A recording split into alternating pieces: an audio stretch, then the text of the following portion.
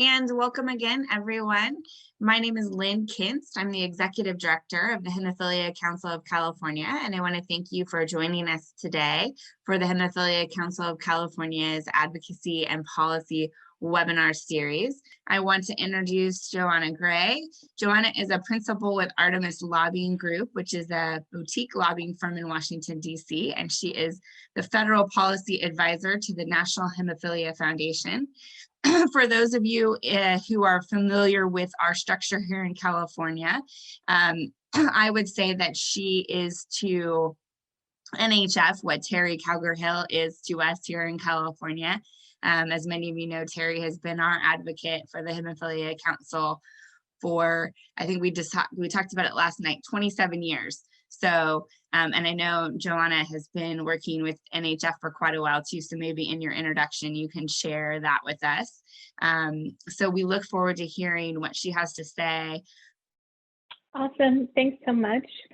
And thanks so much for the invitation to be with all of you today. As Lynn mentioned, my name is Johanna Gray, and I am a federal policy advisor to the National Hemophilia Foundation, and have worked with NHF in Washington since 2007. So I guess that's 13 or 14 years, not quite up to 27 yet, but certainly hope I'll be part of the community that long as well. I think the first thing to know is, let's assume that the Republicans maintain control of the Senate, then it'll be divided Congress, right? There isn't one party, or divided government, excuse me. There isn't one party who has control of the presidency, the House, and the Senate. That makes it really difficult to enact large changes. I think Biden and Harris, both as they were running, had a pretty ambitious agenda for some pretty significant changes to healthcare, for example, closest to home for us, among other priorities. And without Democratic control of the Senate, that's just going to be a lot tougher for them to accomplish. I think whether you think that's good or bad probably is affected by your own political beliefs and sense of about those big changes, but I think it's a fact. Even if the Democrats were to win the two races in Georgia, again, the party ratios are still so close that I still think it's hard. You need really overwhelming majorities in Congress in both chambers to be able to enact significant reforms. But that doesn't mean that the administration can't do anything to achieve its goals. I expect that they will act on regulations related to the Affordable Care Act early on. Much of the implementation of the ACA, all the rules around what plans have to cover, flexibilities for states, that the Trump administration has really expanded in recent years. By regulation, the Biden administration can walk that back, and I would expect that they do so. We will also see new cabinet officials and transition policies announced in coming weeks. Again, I think we'll see some changes to the makeup of Congress as members are kind of leave their congressional seats. We've already seen just this week, a member of Congress from Louisiana is joining the Biden White House. And so that's something to keep an eye on for sure. When it comes to Congress, you know, say we have the Democrats still have control of the House, Republicans still have control of the Senate. There will be new committee chairs for a number of the committees that we care about that tackle health policy, for private insurance plans, for public plans like Medicare and Medicaid. There will be new committee chairs of those programs. And so they will come with their own priorities and some new staff as well. So it will be our job to educate them about what's important to us. And I think throughout this, what's important for you to know is that our advocacy will continue. I wanted to highlight the 100 Days agenda, which is on this slide. NHF and HFA and 30-something other leading patient advocacy groups a few months ago put together this patient first blueprint about changes that we want Congress, and then we didn't know which administration it would be, but as it turns out, the Biden administration to strengthen the Affordable Care Act, strengthen access to high quality comprehensive insurance.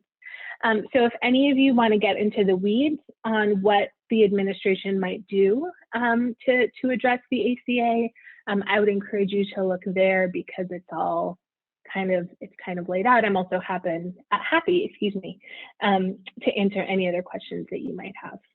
Next slide, please. Wanted to talk a little bit about the current lawsuit related to the Affordable Care Act that is before the Supreme Court. And to understand the current lawsuit, you have to go back in time a little to understand how we are where we are today. So you first need to go back to that little kind of lime-colored bubble back in 2012, when the Supreme Court in an earlier case found that the individual mandate, the requirement that you have health insurance, and if not, you pay a penalty with your taxes, that is legal as long as it's a tax.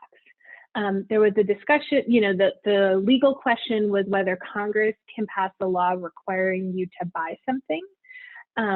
They decided, well, they can't make you buy something, but they can implement a tax penalty if you don't. So that's what the Supreme Court found back in 2012. In 2017, Congress passed comprehensive tax reform legislation in December of that year that made lots of changes to our tax code.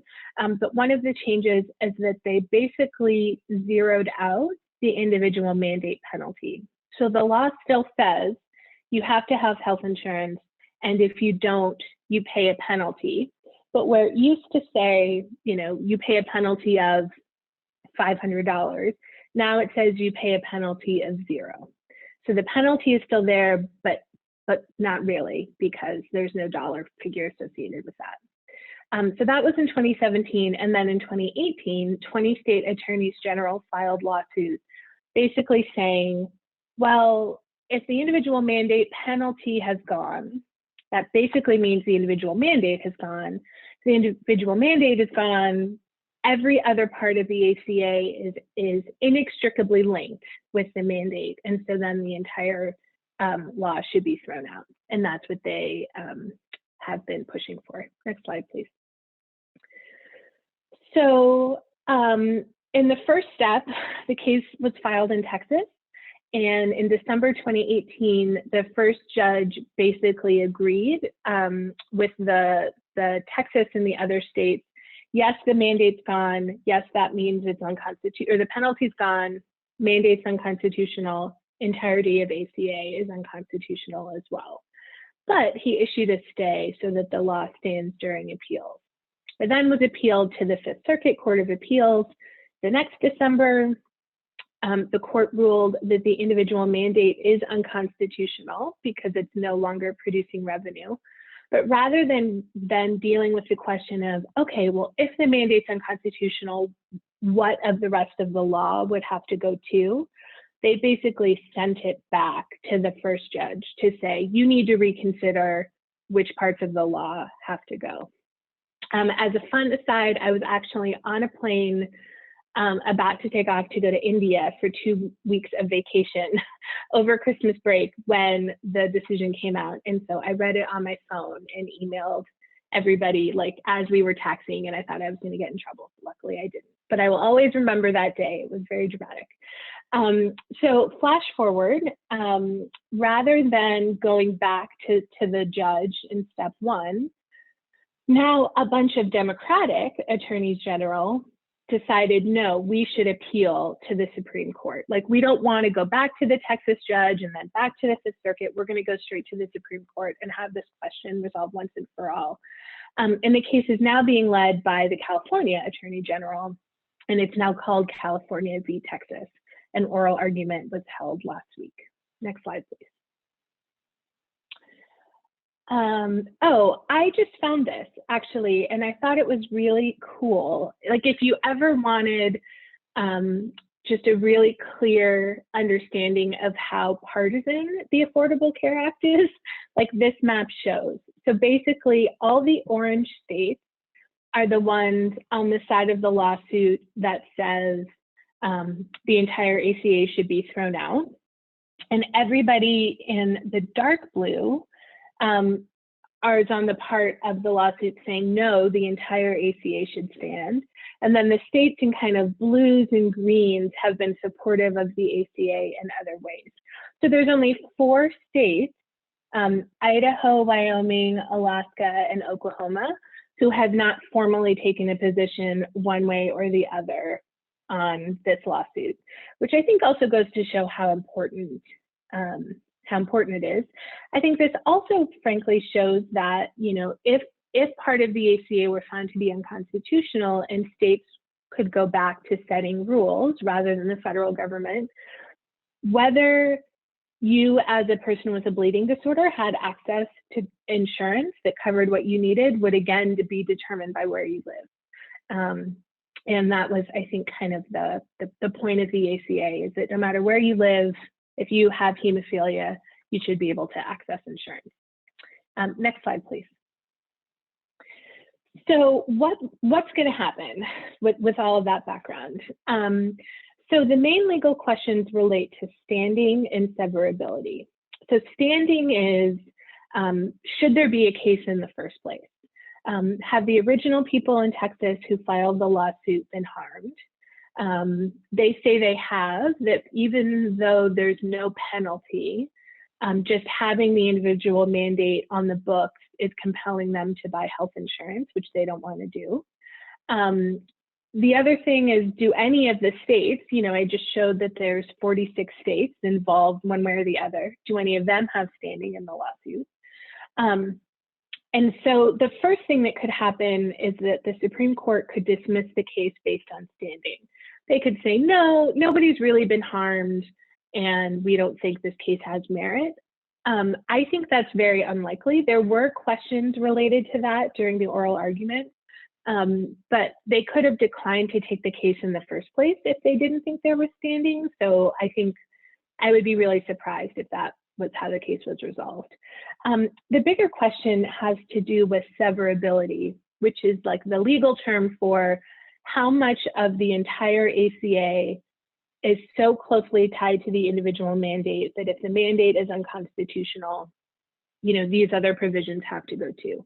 And let's remember, like, the ACA was a 2,000-page law that did tons of stuff that had nothing to do with private insurance coverage, which is kind of what you think the mandate is most closely tied to. There are rules about labeling menus for calories. There is a pathway, it created a pathway at the FDA for biosimilars, like generic versions of biologics, to be approved.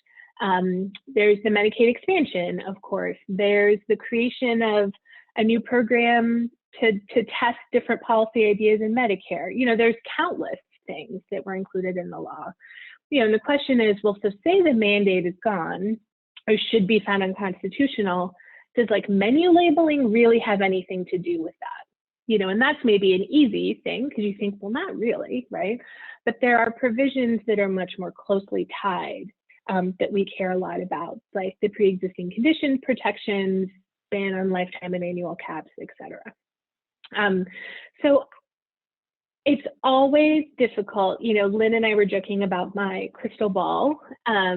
You never want to judge what's going to happen with a Supreme Court case based on oral argument, because justices often ask questions as kind of devil's advocate. And so sometimes they're really hard on, you know, a lawyer on one side or the other, even when you think like, well, wait a second, I know this justice has been super sympathetic to this in other cases, you know. That said, based on the questions, it does seem like the likeliest thing to happen is the middle box, that the individual mandate is found to be unconstitutional, but that all or most of the ACA still stands.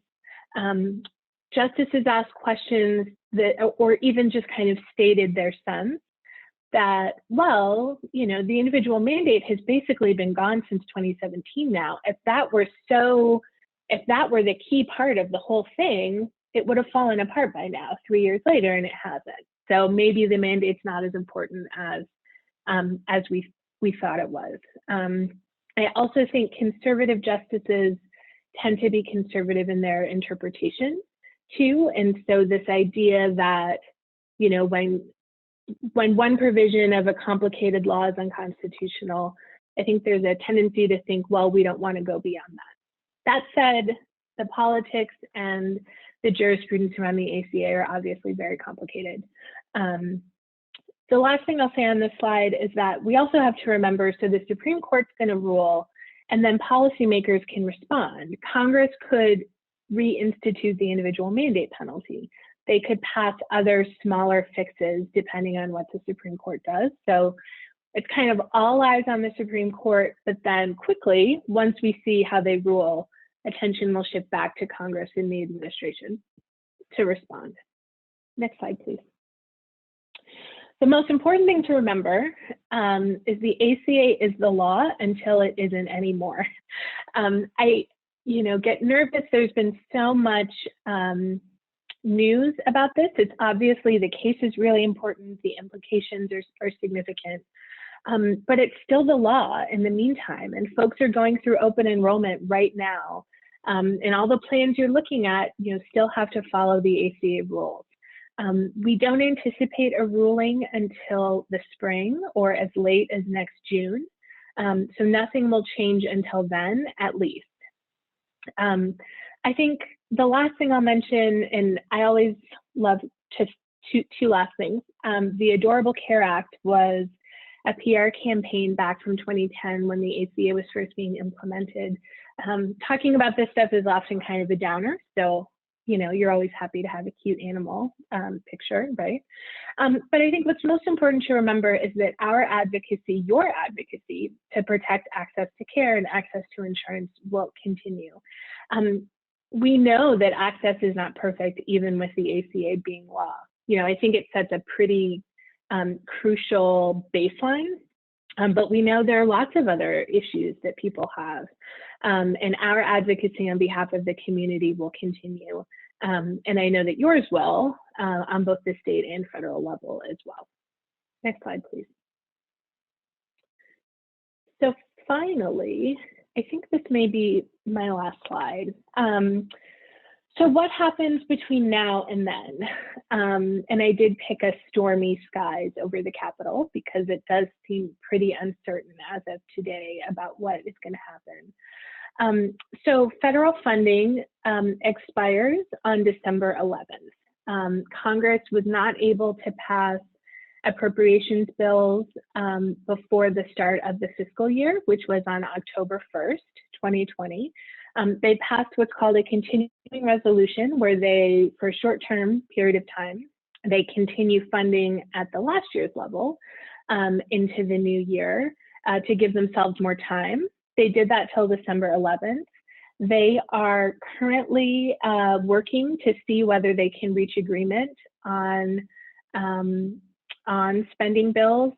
If they can't negotiate bills, there could be another continuing resolution, maybe until, say, early February, to wait for President-elect Biden to be inaugurated, the new Congress to be seated, or they could do a continuing resolution for the entirety of the year. They could say, listen, we know with everything else going on, we're not going to be able to reach agreement, but we don't want the government to shut down. Unfortunately, I do also think there's a chance the government will shut down. They seem pretty far apart on the appropriations process for now. And President Trump's chief of staff said just this week, he can't guarantee that won't happen. Now, I think a lot of that is kind of posturing too. And I think we would all agree the last thing we need in December 2020, after such a tough year for everyone, would be a government shutdown. But I'm cautiously optimistic that they will get their act together. Though to be honest, you're always safe betting against Congress getting its act together too. I think related to that is, will they reach agreement on another COVID package? There was bipartisan support for 4 big COVID bills early on in the public health emergency that did a ton at the beginning to help states and local governments That was what created paid leave policies to allow people to stay home. That was the checks that lots of folks got, kind of, it was called stimulus, just to help people who might have lost their job, et cetera. And some of the provisions included in earlier bills or laws have lapsed now. I think states and local governments are begging Congress to do more, to give more money. States have to balance budgets in a way the federal government doesn't. And because of the economic effects of COVID, I think lots of states are really struggling. I've also seen articles just this week where state leaders have said, listen, we are so excited with all this promising news about a vaccine, but we need billions of dollars to be able to actually distribute a vaccine. So I think that will create even more pressure for Congress to act. And so I'm hopeful that they will do something before the end of the year. Finally, staying with Congress, they will also have to pass a Medicare bill, because there are some policies that expire as of the end of the year that they will want to extend. And so we are advocating and working to try and have our skilled nursing facility bill that NHF and the Hemophilia Alliance and HFA have been working on this year included in that package.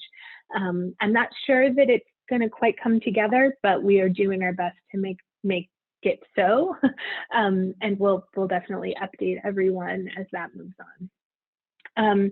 Meanwhile, the Trump administration has 67 or so days left in office, and have been very busy trying to get policies out before the end of their term. So I think there will be a number of new executive orders, as well as a number of rules between now and the end of the year. There are rumors of 4 or 5 rules that could still come out this week just in our world, and I think we'll see more after that. Whenever a regulation comes out, a proposed rule, we will closely review it. We often comment on policies related, to try and advocate on behalf of the community, and we'll continue to do that. Finally, the COVID-19 public health emergency is kind of an official designation that expires about every 90 days. The current version, installment, I'm not quite sure the word, goes until January 20th, which is the same as Inauguration Day. And so I think the last thing I'll be looking for is whether the Trump administration extends it one more time, or if President-elect Biden extends it. It's pretty clear COVID will still be an emergency in January. And it's important because some of the provisions say to expand access to telemedicine only are tied during the public health emergency. So we want it to continue to be extended so folks can benefit from that. And with that, I will stop and turn it back to Lynn. I think our next slide just has my contact information. My partner, Ellen Raper, and I have worked with the community a long time, but this year we changed firms. So we have new email addresses and phone numbers. Just want to make sure everybody knows how to reach us. And with that, I'll stop there. Awesome. Thank you so much for that great summary of kind of where things are at. A couple of quick points, just to sort of dovetail off of what you said about the ACA and how it is still the law of the land. Terry and I made a couple of points in the chat, just for folks specifically here in California. Excuse me. Covered California is our plan here, and it is in open enrollment right now. And in fact, California never closed enrollment this year due to COVID. They kept extending our open enrollment period for folks. And so that's a resource people should be aware of. The deadline is December 15th if you want your coverage to be effective January 1 of next year.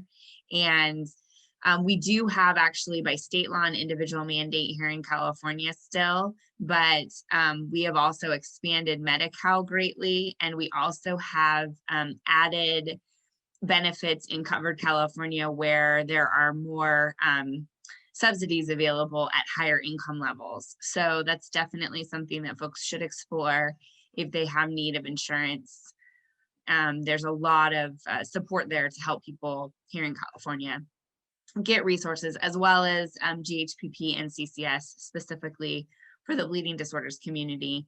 You may qualify. So that's something that people can reach out to us if they still need more assistance sort of navigating that here in California. And then we had a question that came through. You referenced the SNF bill.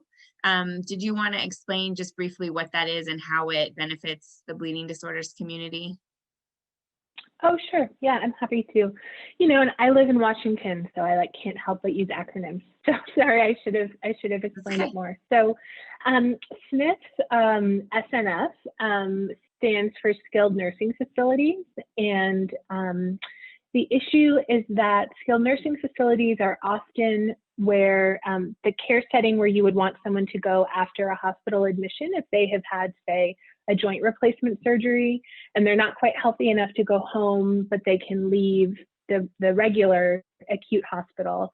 Skilled nursing facilities have nursing staff that can provide care for people. The problem is that under Medicare, the insurance program for the elderly and disabled, SNFs can't bill separately for factor and other bleeding disorders treatments. And so it's just really hard to get our community members to be allowed to go to SNFs. And so we are working on a bill that would make it so SNFs can bill separately for factor to make it easier for our patients to access them. This is an issue we've heard a lot about from some older members of our community and a lot from HTC social workers, who are often the ones helping patients kind of figure out where they should go after surgery.